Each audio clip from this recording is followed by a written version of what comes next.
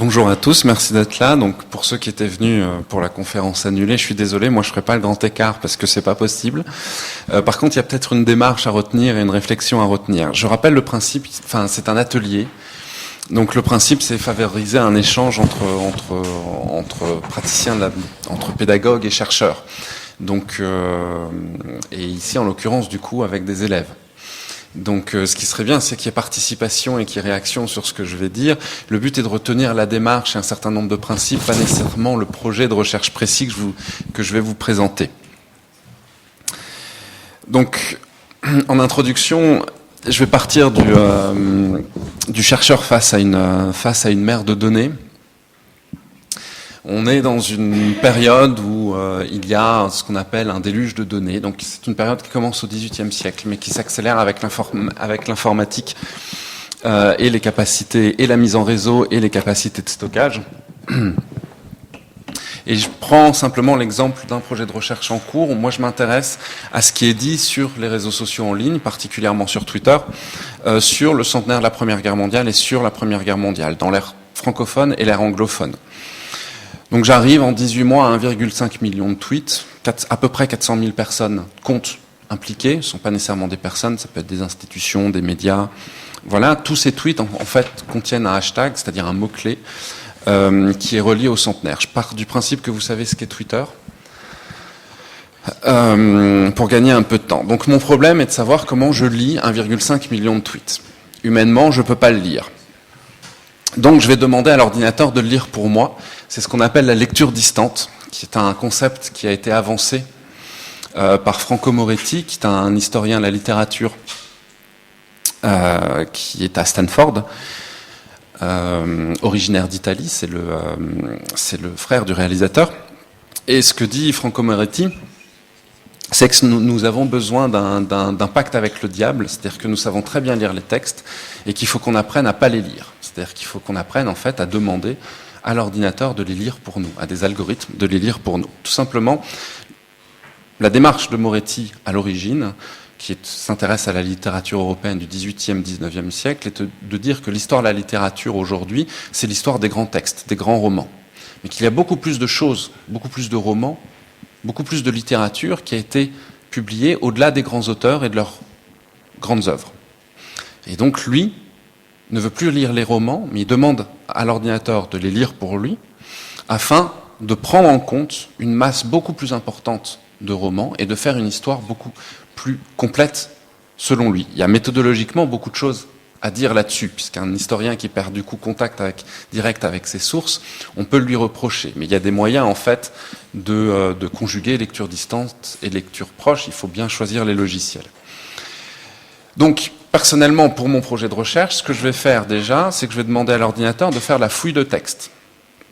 La fouille de texte, ça revient à transformer le texte en matière statistique. Donc, dans le logiciel que j'utilise, qui est Iramutech, je ne vais pas vous en faire une démonstration parce que même quand moi j'ai des masters, c'est tellement rugueux comme logiciel que c'est assez difficile de transmettre. Moi-même, j'ai mis 6 mois à le prendre en main. Par contre, une fois pris en main, on fait des choses exceptionnelles. En gros, il va faire ce qu'on appelle une classification hiérarchique descendante. Alors, je vais vous expliquer. Il découpe les textes, un corpus de textes, en segments, et il regarde, en voyant les co-occurrences de mots dans chaque segment de texte, les segments de texte qui se ressemblent et les regroupe entre eux. Je vous montrerai un peu les résultats, ce que ça donne. J'utilise aussi un logiciel de visualisation réseau. Ici, c'est pour savoir quels sont les comptes Twitter qui sont les plus cités et quelles sont les relations entre les comptes Twitter. Enfin, c'est quelque chose que je prévois de faire, je veux m'intéresser au rapport aux temporalités qu'il y a dans ce corpus. Avec Twitter, vous avez plusieurs temporalités. Vous avez le flux Twitter, donc le flux d'informations continue, les tweets qui sortent. Je n'ai plus en tête le nombre, mais c'est plusieurs milliers de secondes. Vous avez le flux de chaque utilisateur. Pourquoi un utilisateur publie un tweet à tel moment? Et dans mes données, c'est la seule date que j'ai. C'est la seule donnée temporelle que j'ai. Il y a bien sûr la temporalité du centenaire lui-même, et il y a la temporalité de la Première Guerre mondiale, qui ne sont pas tout à fait les mêmes. D'abord, elles sont décalées d'un siècle, forcément, mais le centenaire en France, ça a quand même eu un point d'orgue qui est le 11 novembre 2014. Or, le 11 novembre, ce n'était pas le centenaire du 11 novembre 1918. Donc, par définition, le centenaire n'a pas tout à fait la même temporalité que la Première Guerre mondiale. Ce que ça donne comme résultat, alors je me suis concentré ici uniquement dans la partie francophone de mon corpus. Oups, pardon. Plein de choses qui bougent. C'est ce genre de diagramme qu'il faut apprendre à interpréter. Donc, le logiciel me donne des classes. Ici, il m'en a donné 11. Donc, c'est le corpus français, donc c'est à peu près 15% de mon corpus total. Il y a d'abord des restes d'autres langues, donc je m'en occupe pas. Ensuite, on peut voir qu'il y a des classes, c'est-à-dire des regroupements de bouts de texte parlant à peu près des mêmes thèmes, en tout cas utilisant les mêmes mots, qui s'intéressent plutôt aux poilus, à la vie dans les tranchées. Il y a une classe sur l'hommage qui est fait aux soldats. Il y a des éléments sur les combats, puis il y a des éléments sur les morts pour la France. Ensuite, il y a des éléments de narration liés au centenaire. Narration de la Première Guerre mondiale, narration pendant la Première Guerre mondiale ou narration sur la Première Guerre mondiale 100 ans après. Vous avez ensuite des éléments qui sont liés au 11 novembre et qui sont assez perturbants. Je vous expliquerai après pourquoi. Quand parle-t-on ? D'abord, on parle le 11 novembre. Quand parle-t-on de la Première Guerre mondiale ? D'abord, le 11 novembre. Alors, vous voyez cette première classe qui ressort avec marqué Nabilas, parce qu'il y a une starlette qui s'est dit qu'elle allait trucider son petit ami la veille, je crois. Et donc, ce qui est intéressant de voir, et c'est pour ça que je l'ai laissé, parce que je pourrais le retirer de l'analyse, je l'ai laissé parce que quand on voit justement, quand on va vers une lecture proche, qu'on va lire les tweets nous-mêmes, on s'aperçoit qu'en fait, c'est surtout des gens qui la mettent en cause, qui mettent en cause les gens qui parlent de cette starlette en disant c'est le 11 novembre, on n'est pas censé parler de ça. Le 11 novembre, on parle de la fin de la Première Guerre mondiale. Donc c'est pour ça que ça reste intéressant de le laisser quand même dans le corpus. Le petit histogramme que vous voyez sur le côté, c'est plus la barre est haute en fait, plus cette classe est pertinente. Donc c'est une barre par jour et la grande barre bleue, c'est le 11 novembre. Ensuite, on parle de Notre-Dame de Lorette, de François Hollande qui y était, et de l'avion qui a survolé Notre-Dame de Lorette pour demander sa démission. Et là aussi, c'est intéressant de passer de la lecture distante, de cette lecture faite par l'outil informatique, vers la lecture proche, parce qu'on s'aperçoit que même des gens de la manif, des membres, enfin des gens de droite, membres de la manif pour tous, contestaient cette banderole et le passage de cet avion, parce que le 11 novembre, on ne demande pas la démission d'un président de la République, on célèbre la République et sa victoire. Et enfin, vous avez la dernière classe qui était centrée sur les poilus, mais qui est particulièrement pertinente le 11 novembre, et qui est centrée vraiment sur des mots liés à l'hommage. Ça signifie que le 11 novembre, et c'est là que la lecture distante devient particulièrement intéressante, le 11 novembre, on ne parle pas des poilus et des soldats de la même manière que le reste de l'année. Les mots ne sont pas les mêmes. On est dans l'hommage le 11 novembre, dans l'hommage assez formel, l'hommage de la République à ses soldats. On n'est pas dans l'évocation, par exemple, de leur vie quotidienne. Pas du tout. Donc le reste de l'année, comment parle-t-on des poilus ? On parle d'abord d'indexation, parce qu'en fait, il y a une base de données des morts pour la France, qui est simple, un scan en fait de chaque fiche administrative déclarant un soldat mort pour la France. Mais ce scan est simplement une photo de cette fiche administrative. Il n'y a pas de reconnaissance de texte. C'est juste une photo. Et donc, il y a appel du ministère de la Défense aux internautes pour faire une indexation de ces fiches, c'est-à-dire lire les fiches et taper humainement, rentrer dans la base de données ce qu'il y a sur ces fiches. Et donc, sur Twitter, il y a une mobilisation pour appeler les gens à indexer ces fiches. Quand l'indexation sera terminée, ce sera le paradis des historiens qui s'amusent à faire la lecture distante et même des autres. Très belle initiative. On parle ensuite de la bataille, des villes où il y a eu des batailles, des soldats contre qui on se bat. Donc là, mon corpus est centré sur le front occidental, donc l'ennemi, c'est l'allemand qu'on reconnaît. On parle des tranchées. On parle de certaines batailles, donc de la bataille de la Marne. On parle de la mort sur le champ de bataille. Troisième classe, qui est quasiment illisible, c'est plutôt certains éléments des combats, l'utilisation des canons, les fusillades. Et enfin, quatrième classe, alors vous avez rire en premier. Pourquoi rire? Parce que ces logiciels lématisent. La lématisation, c'est que si on voit un nom, un mot, le logiciel le rapporte nécessairement à sa forme singulière masculine, ce qui pose en termes de genre des petits problèmes, ou s'il voit un verbe, il va le ramener à son infinitif. Donc « et » devient « avoir », et « ri » qui est censé venir du verbe « rire », est ramené à rire. Le problème, c'est qu'ici, c'est ri pour régiment d'infanterie. Donc le rire que vous voyez, c'est régiment d'infanterie, parce qu'en fait, là, dans cette classe, on s'intéresse aux poilus eux-mêmes. Quel régiment d'infanterie ils étaient, où ils sont morts, quelle a été leur carrière avant. On voit aussi beaucoup de prénoms dans cette classe. C'est vraiment s'intéresser à une personne, à un soldat, en règle générale mort pour la France, en tout cas mort sur le champ de bataille. Et ensuite, on a des classes liées au centenaire, plus précisément. Vous voyez que le 11 novembre, la barre est vers le bas, donc le 11 novembre, on n'a pas parlé du centenaire lui-même, en tout cas, on a vraiment parlé du 11 novembre. C'est la grande caractéristique française par rapport au Royaume-Uni, c'est que le 11 novembre est vraiment le jour important. Vous voyez ici aussi la temporalité du centenaire.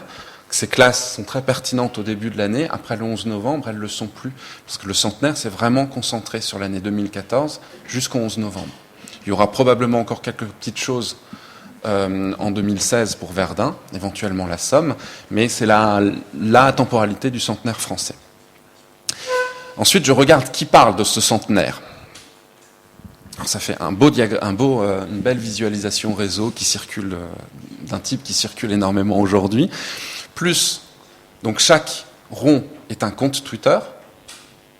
Plus il est gros, plus il est cité, ou plus il cite d'autres personnes. Et les lignes sont les liens entre les comptes. Si un compte cite un autre, il y a un lien, on estime qu'il y a un lien entre les deux comptes. S'il se cite souvent, la ligne est un peu plus épaisse. Or, ce qu'on voit ici, et c'est assez pertinent, c'est que vous avez d'abord les discussions sur le centenaire de la Première Guerre mondiale ou sur la Première Guerre mondiale dans le monde francophone sont vraiment structurées par la mission du centenaire, c'est le compte mission 14-18. Ensuite, vous ne voyez, il n'y a qu'un seul historien qui ressort, c'est Nicolas Beaupré de l'Université de Clermont-Ferrand. À côté de lui, on voit le compte du centre de recherche de l'Historial. Bon, il fait partie des animateurs de ce compte Twitter, donc c'est aussi un peu lui. Vous ne voyez pas d'autres centres de recherche. Vous ne voyez pas de projet d'histoire sur l'histoire de la Première Guerre mondiale qui aurait un compte Twitter pour en faire la valorisation. Par contre, 36e régiment, Guépier 92, 1J1.lu, ce sont des amateurs soit de généalogie, soit d'histoire. Mais vraiment des historiens amateurs qui, un jour un poilu, c'est lui qui mène vraiment le mouvement sur l'indexation de la base de données des morts pour la France. Donc ils font un très beau travail. Mais où sont les historiens professionnels dans ce cas-là? Moi, je ne tweete pas sur la Première Guerre mondiale, puisque déjà je l'observe plutôt, je préfère. Et ensuite, je ne suis pas à l'origine spécialiste de la Première Guerre mondiale, je suis un spécialiste de l'entre-deux-guerres plutôt. J'en suis pas loin, mais ce n'est pas le cœur de mes recherches à l'origine. Donc, j'espère que vous avez réussi à suivre jusqu'à maintenant. Non pas que ce soit trop compliqué, mais en règle générale, ce sont des choses qui sont peu enseignées. Le problème de cette démarche, de cette lecture distante, des logiciels que l'on utilise pour ça, c'est leur enseignement.